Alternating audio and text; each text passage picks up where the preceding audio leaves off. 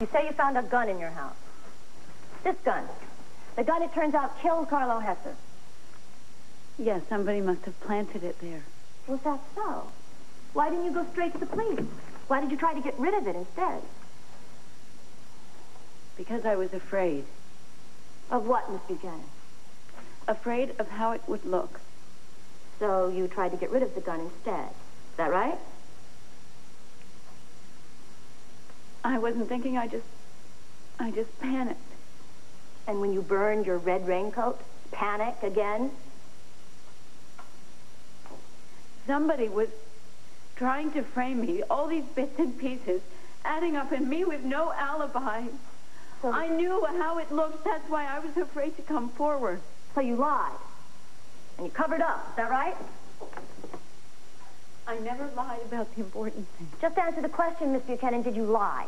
Yes. Yes, I lied, and I tried to get rid of evidence, but I did not kill Carlo. And we're supposed to take your word for that. Is that right? It's the truth. Oh, I see. It's the truth when you say it's the truth, only sometimes it's not. Is that how it works?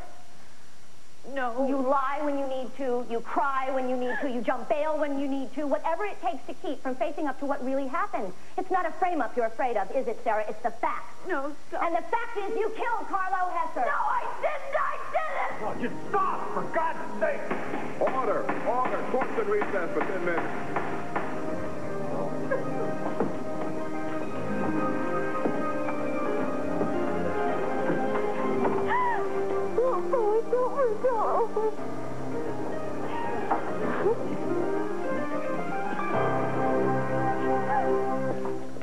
Strange feeling of working muscles I haven't used in years. I feel so creaky. No, you couldn't tell that from where I'm sitting. Must have been a big surprise, huh? When I joined the defense team. A wonderful surprise. I think John and Sarah are so lucky to have you. Yeah, of course, you didn't have anything to do with it, did you? Oh, yeah, sure. Sarah and I chat all the time, and I just was so happy with the way John treated me on the stand.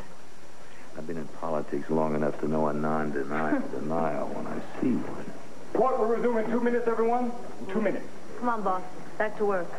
All right, Sergeant, I'm right behind you. Sheila.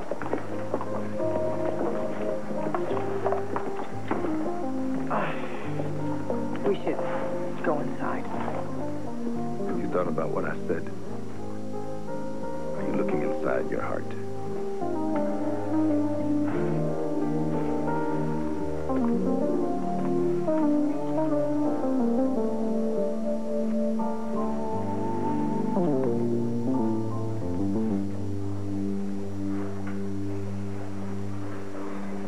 What did Carlo want? Well, at first I didn't know, but then it became clear to me that he was afraid of me. He thought I knew something that could be used against him. What? What was that?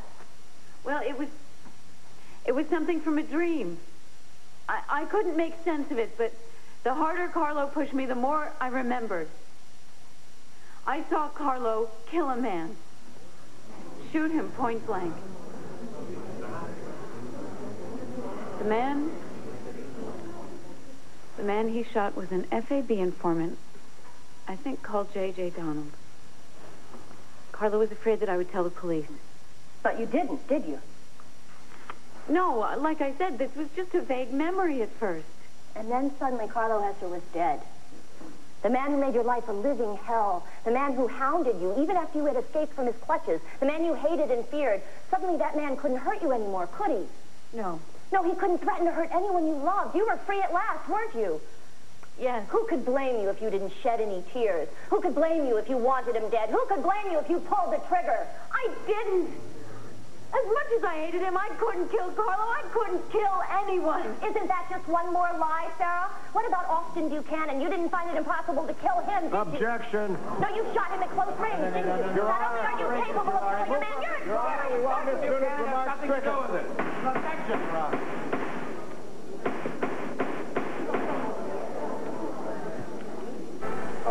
We have the lights turned down, please. That's good. Now, Your Honor, we would like to have this photograph marked Defense Exhibit D. Sarah, do you remember this photograph? Yes, it was given to me by Conrad, the man who held me captive. Identify the people in it, please. Well, the man on the left is Professor Marvel. He owns that restaurant. And in the middle, of course, is Carlo. And the third man? That's J.J. Donald. J.J. Donald. He is the man that you saw Carlo Hester kill. Your Honor, counsel is trying to distract us from Carlo Hester's murder by bringing up another one. Well, Your Honor, we're not the ones who brought up the death of the FAB informant. Miss Noonan introduced the subject. Okay, Mr. Russell and Mr. Gannon, approach the bench, please. Well, yeah. Look, we can't waste any more time. You got to play the trump card. Now, Max says that Blair's mother saw Julia get up out of that wheelchair. You know what that means? It means that we have the word of a woman with the mind of a child, Bo. I can't put Eddie Kramer on the stand. Yeah, but there's someone else that you can put up there on the stand. You got to do it. All right, Mr. Callison. I think I've allowed this line of questioning to go about as far as I can, unless you can show some connection. Yeah, we can, Your Honor. Sarah, no more questions. Thank you. Mr. Callison, now you really have me in the dark. I'm sorry, sir. You asked for a connection between the photograph and the murder of Carlo Hester. To do that, we need to request a brief recess in order to recall a witness. I'll allow you 30 minutes for notification and time travel, but it better be worth it. Now, who is the witness you wish to recall? Julia Medina.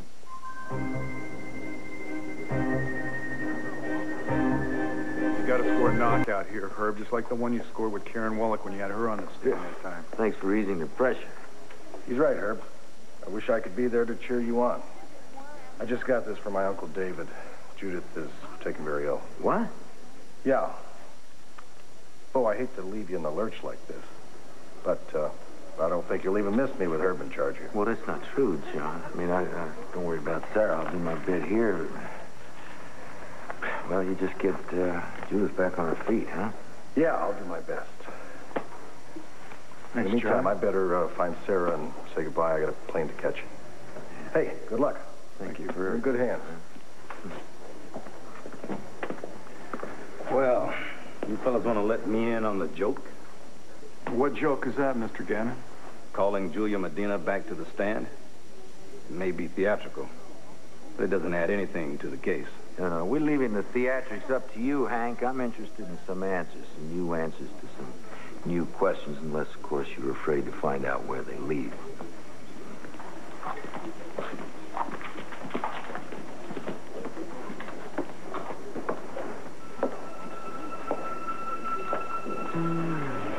Oh, Sheila, all right, I promise it'll never happen again.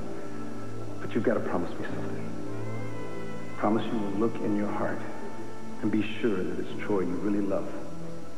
Promise yourself, Sheila, before you marry the wrong man and throw your life away.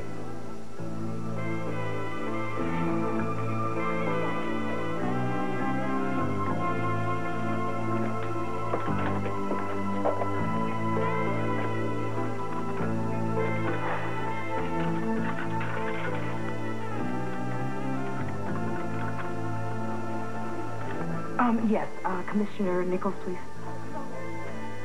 Troy, hi, it's Sheila. No, honey, I'm fine. We have to talk about the wedding plans. It's important. Very important.